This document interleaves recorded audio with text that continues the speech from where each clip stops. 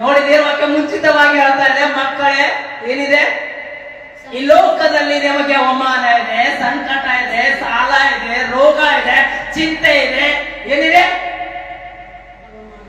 ಇವೆ. ಆದ್ರೂ ಕೂಡ ನೀವು ಧೈರ್ಯವಾಗಿರಿ, ಯಾಕಂದ್ರೆ ಈ ಲೋಕವನ್ನು ನಾನು ಜಯಿಸಿದ್ದೇನೆ. Amen, hallelujah. ಈ ಧೈರ್ಯದಿಂದ ಏನ್ ಮಾಡ್ಬೇಕು? ಜೀವಿಸಬೇಕು. ಅದು ಯಾವ ರೀತಿಯಾಗಿ? ಸಂತೋಷವಾಗಿ.